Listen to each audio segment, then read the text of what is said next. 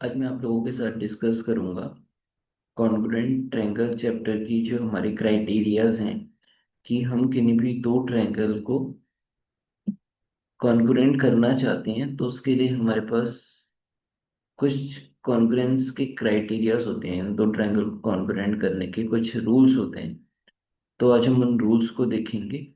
पहले आप लोगों को ये पता होना चाहिए कि जो हम ये चैप्टर पढ़ते हैं क्लास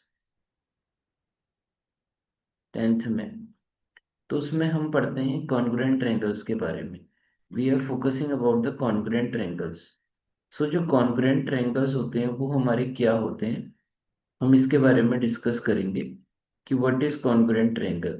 अगर हम इन दोनों ट्रायंगल को देखें तो ये हमारे कॉन्ग्रुएंट ट्रायंगल अभी नहीं है। ये दोनों ट्रायंगल कॉन्ग्रुएंट कैसे होंगे, जब ये एक दूसरे के ऊपर ओवरलैप हो जाएंगे, एज इट इज एक दूसरे को कवर कर लेंगे। जैसे अभी देखें तो इस ट्रायंगल को मैं अगर इस ट्रायंगल के ऊपर रख रहा हूँ तो ये ट्रायंगल उसको पूरा ओवर कंप्लीटली कवर कर दे रहा है, आपको पता नहीं चल रहा है कि नीचे भी कोई ट्रायंगल है। सो अगर इस तरह के कोई ट्रायंगल है कि जब हम एक ट्रायंगल को दूसरे ट्रायंगल के ऊपर रखें और वो उसको कंप्लीटली कवर कर ले, यानी वो एक दूसरे वाले ट्रायंगल को ढक ले पूरी तरह से, तो ऐसे फिगर्स को हम बोलते हैं कॉन्ग्रुएंट फिगर्स। ठीक है।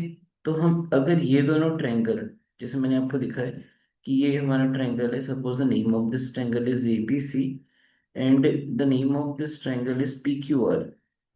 सो दोनों ट्रायंगल अगर कॉन्ग्रुएंट हैं तो हम इसको इस तरह से लिखते हैं, triangle ABC is congruent to triangle PQR. जो ट्रायंगल कॉन्ग्रुएंट होते हैं, कॉन्ग्रुएंट फिगर्स का मतलब होता है, जो कॉन्ग्रुएंट फिगर्स होते हैं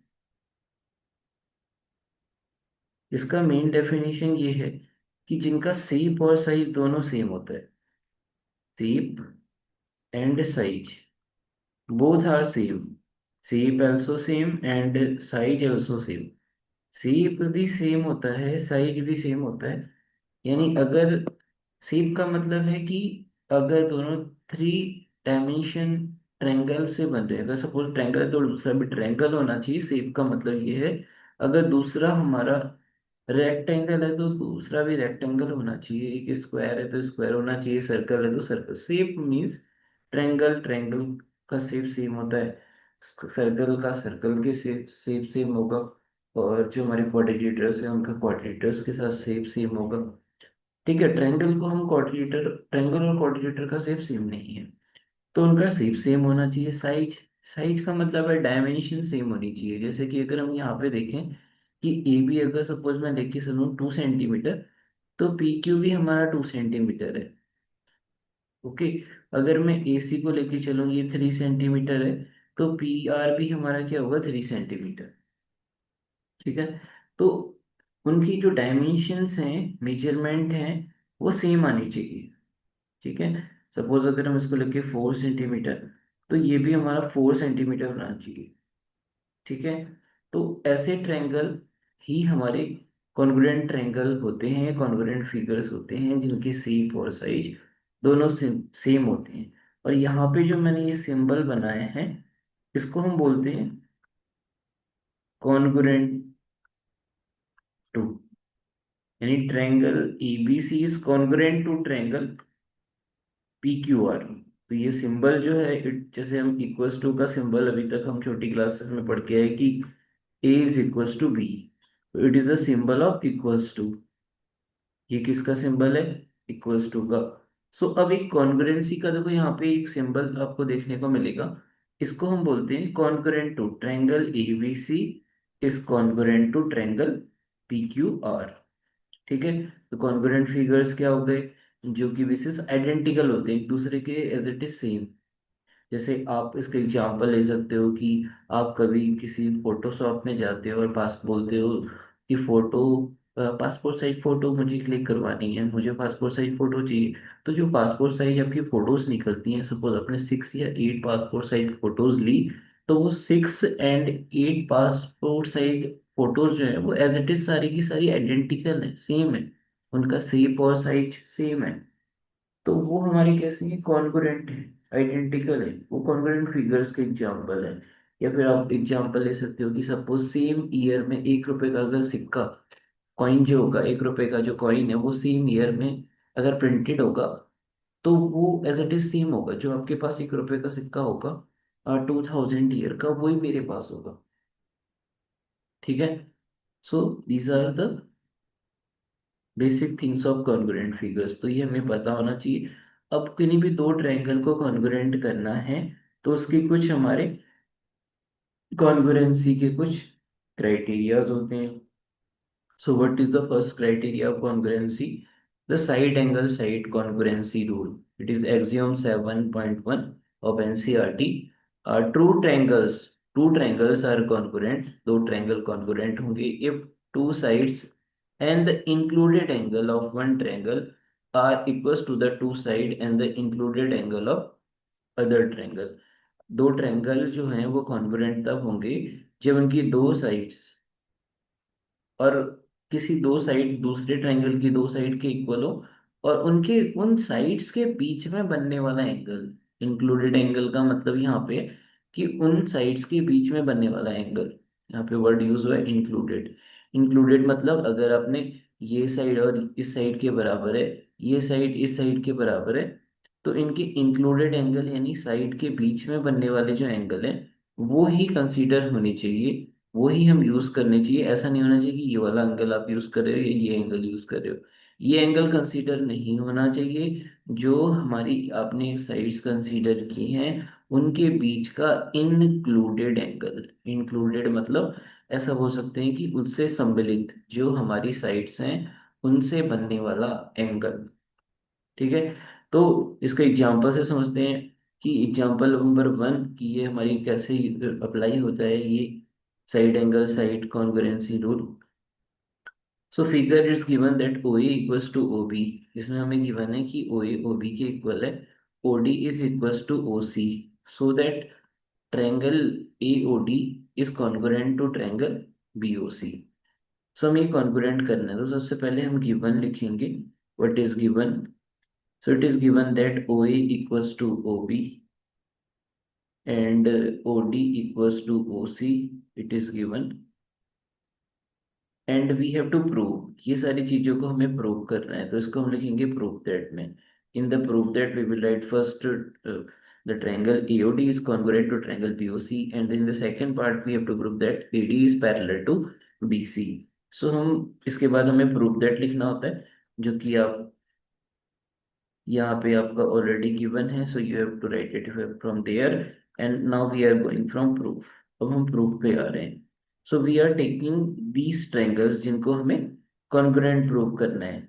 इन triangle AOD, in triangle AOD and triangle BOC. You have considered. Firstly, you have considered, so you will write in and in between the congruence। यहाँ पे आपको congruence लिखा है उसके यहाँ पे आप एंड लिखिए और स्टार्टिंग में इन लिखिए, क्योंकि इन ट्रायंगल को पहले कंसीडर करेंगे और फिर बाद में इसको हम इनमें कोई रूल लगा के इन दोनों ट्रायंगल को कॉन्ग्रुएंट करेंगे। ठीक है। तो हमने देखो यहाँ पे अलग अलग ट्रायंगल भी बना रखे हैं आपको समझाने के लिए कि ये सपोज ए है, ये हमारा ओ है और ये है हमारा D. So it is the AOD triangle and second one is B O C triangle. So what is given that it is given that O A equals to O B. It is given that O A is equals to O B. हमें ये पता है कि ओ ए किसके equal है, ओ ए जो है वो हमारा ओ बी के इक्वल है। And second one is it is given that O D equals to O C.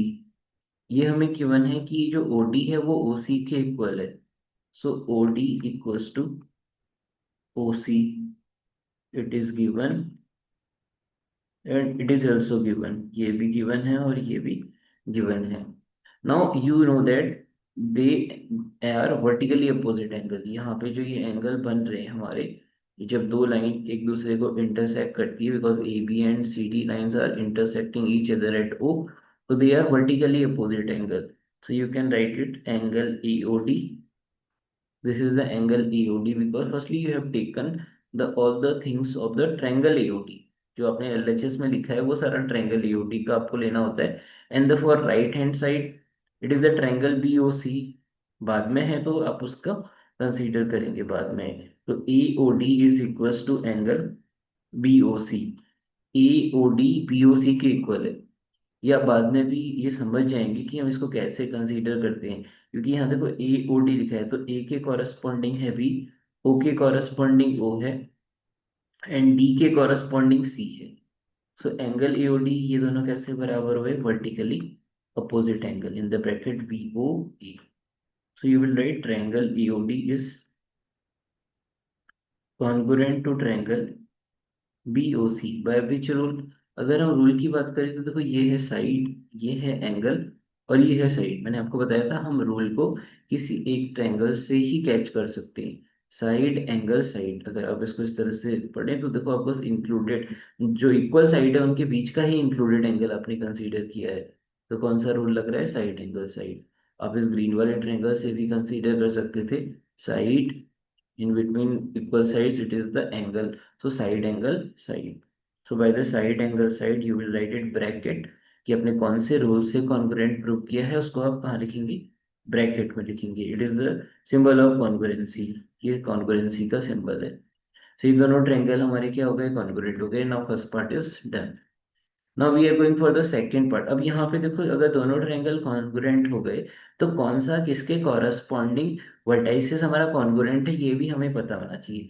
ए के कॉरस्पॉन्डिंग जो है हमारा बी है, और ओ के कॉरस्पॉन्डिंग तो ओ ही है, और जो हमारा डी है उस डी के कॉरस्पॉन्डिंग हमारा सी है। यानी ट्रायंगल ए ओ डी का जब हम, अभी मैंने आपको बताया था कि ये दोनों कैसे होते हैं, आइडेंटिकल होते हैं फिगर्स, आइडेंटिकल फिगर ही कॉन्ग्रुएंट होते हैं। तो जब हम ए को बी के ऊपर रखेंगे, इस ये वाला जो पार्ट है, ये वाला पार्ट यहाँ आएगा इस बी के ऊपर, और ये जो डी वाला पार्ट है वो सी के ऊपर आएगा। जो अगर हम इस जो हमारा एक ग्रीन कलर वाला ट्रायंगल के ऊपर इस ट्रायंगल को अगर रखना चाहते हैं, वो एडी ट्रायंगल को, तो वो ए को बी के ऊपर और डी को सी के ऊपर और ओ को ओ के ऊपर रखना पड़ेगा। तो तब वो एक दूसरे को कवर कर लेंगे कंप्लीटली, और वो उनकी शेप और साइज दोनों सेम होगी। तो वो हमारे क्या बोले जाएंगे, कॉन्ग्रुएंट फिगर्स या कॉन्ग्रुएंट ट्रायंगल्स बोले जाएंगे। ठीक है। अगर ये दोनों ट्रायंगल हमारे कॉन्ग्रुएंट हो गए, now we have the second part that AD is parallel to BC. हमें ये प्रूव करना है। तो ये कैसे प्रूव करेंगे, तो इसको प्रूव करने के लिए आप इसको देखिए कि ये जो जब हम दोनों ट्रायंगल को अगर हम कॉन्ग्रुएंट कर लेते हैं तो उसमें हमने अभी तीन चीजों का यूज किया है। एक तो हमने साइड कंसीडर करी थी, एक एंगल और एक साइड। तो ट्रायंगल में कितनी चीजें होती हैं, थ्री साइड्स होती हैं और थ्री एंगल्स होते हैं। तो हमने दो साइड और एक ही एंगल को यूज किया है। अभी भी ट्रायंगल में कितनी चीजें बची हैं, अभी भी ट्रायंगल में वन साइड और टू एंगल्स रिमेनिंग है जो कि इक्वल होंगे। तो अगर मैं आपको बताऊं कि वो तीन चीजों को हम सीपीसीटी से इक्वल कर सकते हैं by the CPCT, it is the corresponding parts of congruent triangle, it is the full form of CPCT. अगर ये सीपीसीटी ये कहती है कि अगर दो ट्रायंगल कॉन्ग्रुएंट हैं तो उनके जो कुछ पार्ट तो हमें पता है कि इक्वल हैं जिनसे हमने दोनों ट्रायंगल को कॉन्ग्रुएंट किया, बट उनके कुछ अदर पार्ट्स भी हैं इन तीन पार्ट के अलावा। उनकी थ्री मेजरमेंट्स और हैं, जैसे साइड और एंगल्स के। जैसे यहाँ पे हमने side angle side rule use किया तो हमने टू साइड्स और एक एंगल को कंसीडर किया। अभी भी कितनी चीज बची है दोनों ट्रायंगल में, एक साइड और दो एंगल बचे हैं जो कि इक्वल होंगे। तो वो कौन से किससे इक्वल होंगे, बाय द सीपीसीटी से। सो दिस एंगल मैंने आपको बताया B is A is congruent, A A vertices is congruent to B, A B के कॉरस्पॉन्डिंग कॉन्ग्रुएंट है। तो ए पे जो एंगल बन रहा है और बी पे जो एंगल बन रहा है वो सेम होंगे, ये दोनों एंगल हमारे इक्वल होंगे। So you will write it that angle, firstly you have taken the triangle EOD, पहले आपने इस ट्रायंगल को कंसीडर किया है firstly. So you will write that angle OAD, angle OAD is equals to angle OBC। OAD और OBC कैसे बराबर हुए, बाय द सीपीसीटी। सीपीसीटी से ये दोनों एंगल हमारे इक्वल हो गए। अब अगर मैं बात करूं तो ये वाला जो एंगल है ये भी हमने कंसीडर नहीं किया था जब हम प्रूव कर रहे थे। तो ये एंगल और ये एंगल भी हमारे इक्वल होंगे बाय द सीपीसीटी। ये दोनों एंगल बचे थे, ये दोनों, और दोनों ही अगर हम देखें तो दोनों ही जेड शेप बना रहे हैं। अगर आप देखें तो ये वाला जो हमारा पिंक कलर से एंगल बना है, it looks like that it is Z. और हमने यहाँ पे ये जेड कलर से जो एंगल है, इन दोनों एंगल को इक्वल किया। ओके, कौन से हैं ये आप देख लीजिए। It is Z shaped. यहाँ पे देखिए जेड बन रहा है, ये बन रहा है हमारा जेड। अगर ये जेड बन रहा है तो जेड शेप में ये जो हमारे एंगल्स फॉर्म हो रहे हैं, इनके इनसाइड ये जो एंगल बन रहे हैं ये इक्वल होते हैं। तो यहाँ पर जेड शेप में बनने वाले एंगल्स इक्वल हो रहे हैं, तो हम बोलेंगे जब भी हमें एंगल इक्वल होंगे, अल्टरनेट इंटीरियर एंगल इक्वल होंगे, और हमें लाइंस को पैरेलल प्रूव करना होगा, तो वहां पे हम लिखते हैं कि by the converse of alternate interior angle. क्या हम लिखते हैं? By the converse of alternate interior angle. By the converse of alternate interior angle.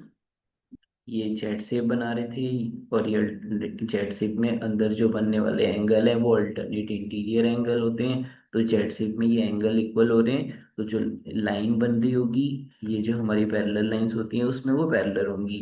It means converse से ये प्रूव होता है। सो इट मीन्स हम बोल सकते हैं कि A D is parallel to B C. A D B C के पैरेलल होगी। आप चाहे तो इस एंगल से भी कर सकते थे, that angle O D A equals to O C B. ये भी हमारे जेड शेप में बना रहे हैं। तो इसमें कौन कौन सी जो तीन चीजें सर आप बता रहे थे वो इक्वल होंगी? तो ये जो बी सी है वो भी हमारे किसके इक्वल होगी? ए डी के इक्वल होगी। ये ब्लू वाला एंगल ब्लू वाले के, ये पिंक वाला एंगल पिंक वाले के इक्वल होगा। तो ये जो तीन रिमेनिंग पार्ट्स रह गए थे, ये हम इक्वल कर सकते हैं बाय द सीपी से भी। ठीक है। Now we are going for the next example number 2. So example number 2 said that AB is a line segment. AB एक line segment है. You can see in the figure. It is line segment क्या होता है? Line segment एक ऐसा line होती है जिसके end points fixed होते हैं। A और B fixed हैं, उसको हम आगे terminate नहीं कर सकते। तो A and B, AB is a line segment, L is its a perpendicular bisector. So what is the meaning of perpendicular bisector now? Perpendicular bisector क्या होता है? तो देखो, परपेंडिकुलर बाइसेक्टर हम किसी भी लाइन सेगमेंट का ड्रॉ करते हैं। वो हम कैसे ड्रॉ करते हैं? Suppose A B is a line segment. अगर ए बी एक लाइन सेगमेंट है, suppose I will taken that the A B is 2 centimetre. मैंने ये लिया कि ए बी 2 सेंटीमीटर की एक लाइन मैंने ड्रॉ करी। अब मैं चाहता हूँ कि मैं इसका लाइन सेगमेंट ड्रॉ करूँ। तो मैं कैसे ड्रॉ करूंगा? मैं कंपास लूंगा, कंपास के निडल को ए पे रखूंगा, और ये जो ए बी मेरी लेंथ है 2 सेंटीमीटर, तो इसकी हाफ कितनी होगी? 1 centimetre. Half of A B कितना होगा? 1 सेंटीमीटर। तो मैं आधे से ज्यादा दूरी लेता हूँ, more than half. More than half यानी 1 सेंटीमीटर इसका हाफ होगा, उससे ज्यादा लेना है 1.5। तो कंपास की निडल को यहाँ रखते हुए और आधे से ज्यादा दूरी लेके हमने एक 1.5 सेंटीमीटर का एक आर्क इधर लगाया, एक पे आर्क रख के, और एक हमने इधर लगाया। उसके बाद हमने यही काम बी से किया। बी पे हमने निडल लगी और पेंसिल से हमने इस तरह से आर्क यहाँ पे लगा।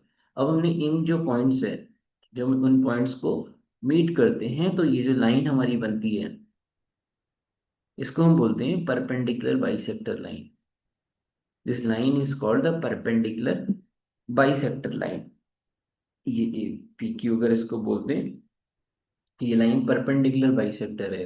तो ये दो काम कर रही है। एक तो ये परपेंडिकुलर है, जो जिस लाइन सेगमेंट का हमने परपेंडिकुलर बाइसेक्टर ड्रॉ किया, ये उसके परपेंडिकुलर है। साथ ही साथ ये इसको इक्वल पार्ट्स में भी डिवाइड कर रही है। इट डिवाइड्स इस line segment in 2 equal parts. इस पर्टिकुलर पॉइंट जहाँ पे उसने कट किया, उस पर्टिकुलर पॉइंट पे उसने उस लाइन सेगमेंट, अगर वो 2 सेंटीमीटर की है, तो उसने उसको 1 सेंटीमीटर और 1 सेंटीमीटर के टू इक्वल इक्वल पार्ट्स में डिवाइड कर दिया। तो ये तो होती है कि हमारी लाइन सेगमेंट। तो ये मैंने किसके बारे में बताया? लाइन सेगमेंट के बारे में। Line perpendicular, sorry, perpendicular bisector के बारे में। परपेंडिकुलर बाइसेक्टर दो वर्ड से मिलकर बना है। It is perpendicular, one word is perpendicular and other is bisector. तो परपेंडिकुलर जो होता है हमारा, इट इज कोई भी लाइन किसी दूसरी लाइन के परपेंडिकुलर होती है। आप देखते हो जो हमारा कॉलम खड़ा होता है, जब हम बिल्डिंग बनाते हैं तो कॉलम जो हमारी ग्राउंड होता है उस पर क्या होता है? परपेंडिकुलर होता है। बाइसेक्टर, बाइसेक्टर का मतलब होता है, बाई का मतलब टू, सो 2 इक्वल पार्ट्स में डिवाइड करना। टू इक्वल पार्ट्स में किसी भी चीज को डिवाइड करना, it is the meaning of bisector. तो यहाँ पे अगर एल जो है हमारी वो परपेंडिकुलर बाइसेक्टर लाइन है, तो वो हमें दो चीजें बता रही है। क्या बता रही है? कि that it is perpendicular bisector line. तो ये एक तो परपेंडिकुलर होगी ए बी लाइन सेगमेंट की, साथ ही साथ वो उसको इक्वल पार्ट्स में डिवाइड करेगी। यानी जो लाइन है उसने ए बी को परपेंडिकुलर बाइसेक्टर है 90 बनाएगी, और उसको इक्वल इक्वल पार्ट्स में, ए बी को इक्वल इक्वल टू पार्ट्स में डिवाइड कर देगी। तो यहाँ पे गिवन नहीं था हमें कि 90 बनाएगी और वो इक्वल इक्वल पार्ट्स में, हमें खुद उसके बारे में जब पता होगा तभी हम ये लिख पाएंगे। सो you will right the given. Given में हम लिखते हैं that because the L is it's a perpendicular bisector of AB, so AC equals to BC। AC किसके बराबर होगा? BC के। And angle ACP is equals to angle BCP, each is 90। तो ये दोनों इंफॉर्मेशन कहाँ से मिली? ये इस परपेंडिकुलर बाइसेक्टर वर्ड से मिली। बाइसेक्टर ने बताया कि AC बराबर BC, परपेंडिकुलर ने बताया कि AC PC is L is perpendicular to AB, L E B के परपेंडिकुलर है।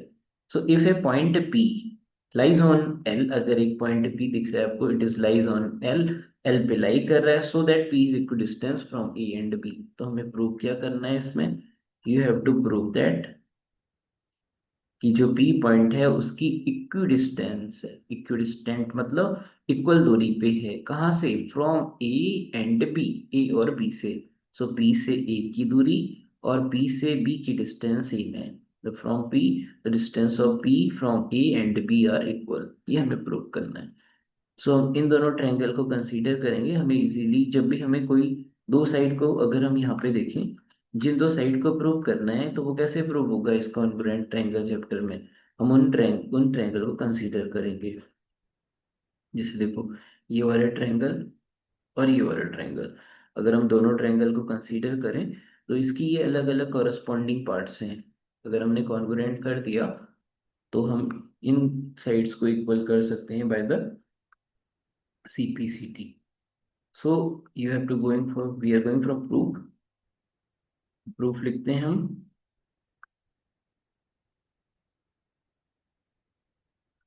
सो consider this triangle in triangle PCA and triangle PCB। ये दोनों ट्रायंगल हमने कंसीडर किया। It is the one number PCA, it is the second PCB। सो PCA triangle में हमने क्या देखा कि AC जो है BC के इक्वल है।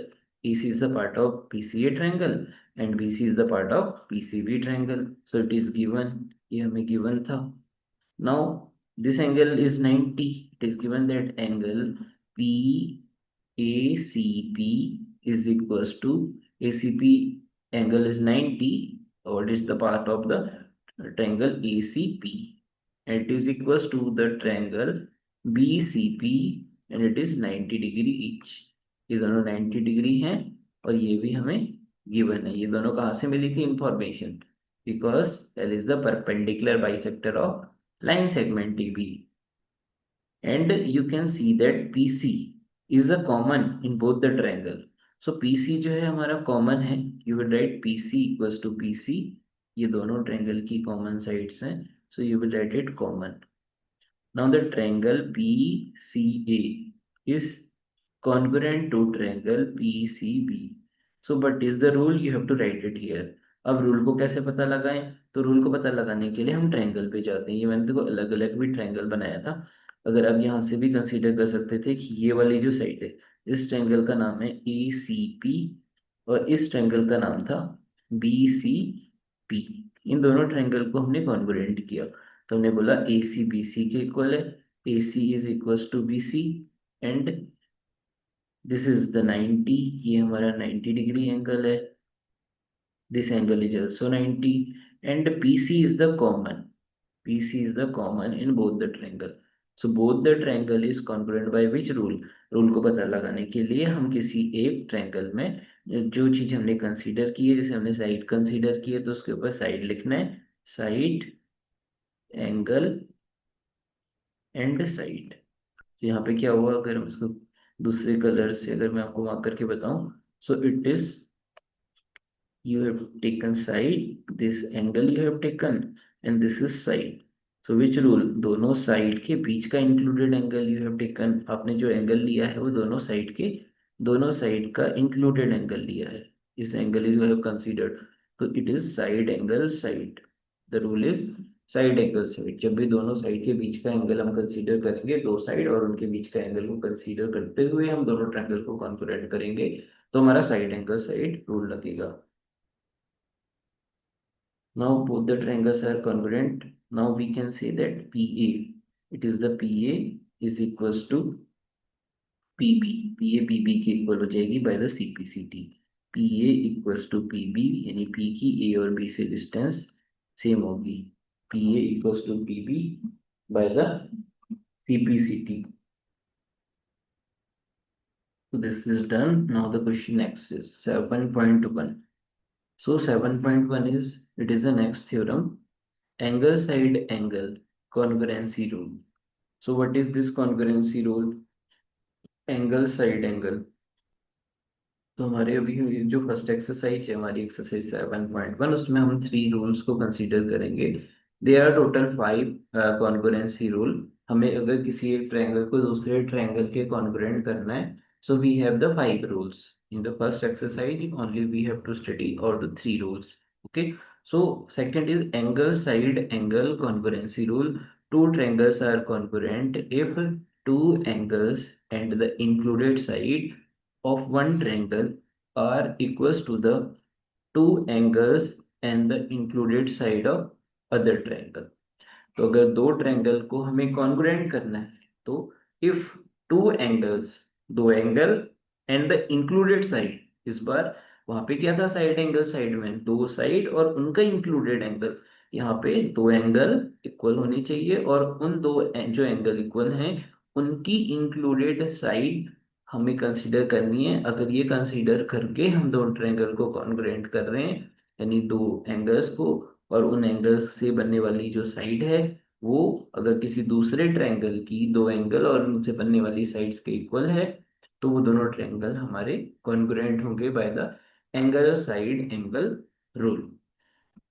तो देखिए, इसको अगर आप समझने की कोशिश करेंगे तो आप अच्छे से समझ जाएंगे। Suppose it is the triangle A B C and this is the triangle P Q R and both the triangles are congruent. अगर ये दोनों ट्रायंगल कॉन्ग्रुएंट हैं, हम कॉन्ग्रुएंट करना चाहते हैं इनको, तो सपोज दिस इज 3 सेंटीमीटर और this is also 3 centimetre and it is given that it is 4 centimetre and it is 4 centimetre, or we have to know that this angle is equals to this angle A is equals to angle P। तो अगर हमें इस तरह से condition given है कि हम जो साइड्स कंसीडर करें, जैसे हमने ये साइड कंसीडर करी, फिर ये एंगल कंसीडर किया, फिर हमने ये साइड कंसीडर की, तो इसमें कौन सा रूल लगता है, इसमें रूल लगता है हमारा साइड एंगल साइड। इसमें कौन सा रूल लगता है, साइड एंगल साइड। बट अगर हमें ये साइड ना कंसीडर करके, जो हमने पहले पढ़ा था वो साइड एंगल साइड थी, अब अगर हम ये साइड ना कंसीडर करके ये वाला एंगल कंसीडर करें कि ये एंगल इस एंगल के इक्वल है, ठीक है, suppose this angle is equal to this angle, ये डबल आर्क वाला एंगल इस डबल आर्क वाला एंगल के इक्वल है, तो यहाँ पे हमारा कौन सा रूल लगेगा, it is angle side angle. देखो, दो एंगल के बीच की साइड कंसीडर की है, इस एंगल और इस एंगल से ही ये साइड हमारी बन रही है, ये हमारी साइड कंसीडर हुई, ये एंगल और ये हमारी angle.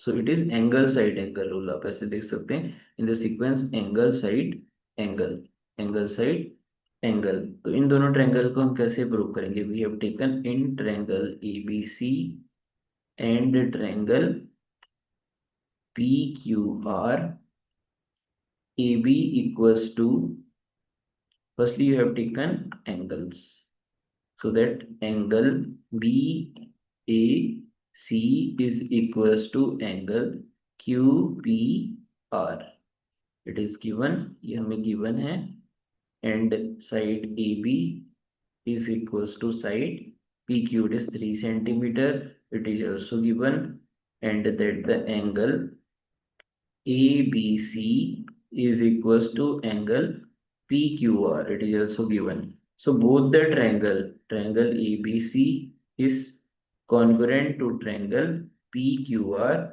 by a angle side angle rule, by a angle side angle rule. अब sir is this then angle side, तो इसमें बच्चों को काफी कंफ्यूजन होता है कि हम एंगल साइड एंगल लग रहा है या फिर एंगल साइड।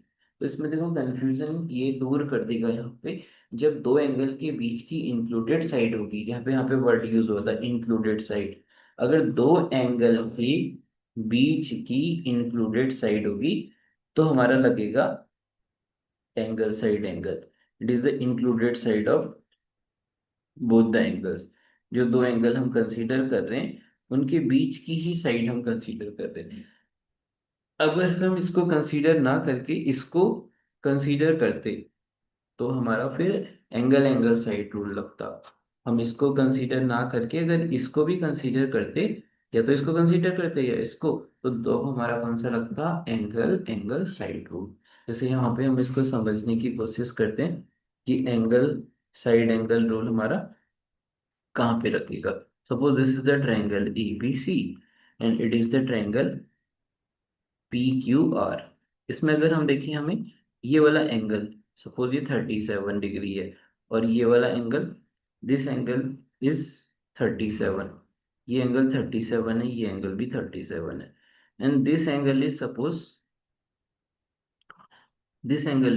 53 डिग्री, ये 53 डिग्री है। And this angle is also suppose 53 degree, ये एंगल 53 है। Okay, and we have not taken the AC and PR side, दोनों एंगल से इंक्लूडेड साइड हमें कंसीडर ना करके हमने कोई और साइड कंसीडर की। Suppose we have taken AB and PQ। अगर हम AC और PR कंसीडर करते तो एंगल साइड एंगल लग जाता, क्योंकि दो एंगल के बीच की साइड को कंसीडर कर रहे हैं। इस साइड को ना कंसीडर करके, चाहे आप इसको कंसीडर करो या फिर आप BC और QR को कंसीडर करो, तो दोनों ही केस में, चाहे आप इसको कंसीडर करते या इसको कंसीडर करते, दोनों ही केस में कौन सा रूल लगता, एंगल साइड। क्यों? क्योंकि हमने इंक्लूडेड साइड को कंसीडर नहीं किया, जो एंगल हमने कंसीडर किए हैं उनसे बनने वाली साइड को कंसीडर नहीं किया। So in triangle ABC and triangle PQR, you will write angle A equals to angle B, it is 37 degree, it is given, and angle C equals to angle R, it is 53 degree, it is given, and AB is equals to PQ, it is given that AB equals to PQ. So triangle ABC is congruent to triangle PQR by which rule? Here we have taken angle side rule. यहाँ पे हमने कौन सा rule लगाया है, angle side, angle angle और side इधर है, दोनों के बीच में नहीं है। एंगल एंगल और साइड, चाहे हम इस साइड को लें या इस BC और QR को भी कंसीडर करते, AB और PQ को ना कंसीडर करके अगर चाहे हमें BC और QR भी गिवन होता, तो तब भी हम क्या बोलते, एंगल साइड। जब अब की अगर हमें AC और PR गिवन होता, ये वाली साइड और ये वाली साइड गिवन होती, तो कौन सा रूल लग जाता, क्योंकि एंगल के बीच की साइड कंसीडर हो जाती, तो एंगल साइड एंगल रूल लग जाता। This one. Okay, so now we will solve this question. Example number 3. So line segment AB is parallel to another line segment CD. हमें given क्या है? It is given that AB is parallel to CD and O is the midpoint of AD. O अगर AD का midpoint है, so we know that AO equals to DO. AO DO के equal होगा, क्योंकि midpoint क्या करता है, line segment को इक्वल इक्वल टू पार्ट्स में डिवाइड करता है। If O is the mid point, बेटा मिड पॉइंट का मतलब ये समझ लो कि उस लाइन सेगमेंट के लिए वो बीच में बैठा है, और उसकी एंड पॉइंट्स से लाइन सेगमेंट के एंड पॉइंट से डिस्टेंस सेम होगी। It means O A equals to O D. यहाँ मार्क भी किया है डायग्राम में, आपको मार्क रहता है सिंगल फिंगर डैश लाइन से।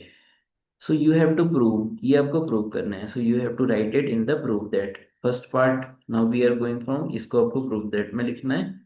You have to write it in the proof that it is given in the question, now we are going for proof.